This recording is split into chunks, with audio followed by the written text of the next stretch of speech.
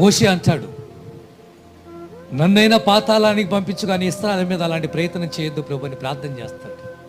ఎంతమంది అడ్డపడే వాళ్ళు ఉన్నారు, అడ్డం నిలబడే వాళ్ళు ఉన్నారు.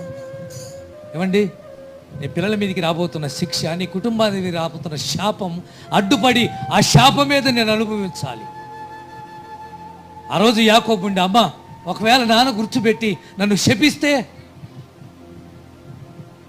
నేను ఏశావును కాదని గుర్తుపట్టి యాకోబునని తెలుసుకొని నాకు శాపనార్థాలు పెడితే ఏమిటి పరిస్థితి? రాహేలు రెబెకా ఏమంటది?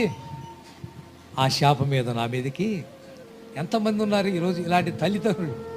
ఆ శాపం మీద నా మీదకి రావాలరా, పో, నువ్వు బాగుంటే చాలురా, నువ్వు బాగుంటే చాలమ్మా అని చెప్పేవాళ్ళు. ఆ రోజు ఎస్తేరు, నేను పోయినా పర్వాలేదో నా ప్రజలను మాత్రం నాశనం కానివ్వను అని చెప్పి ఒక మంచి తీర్పు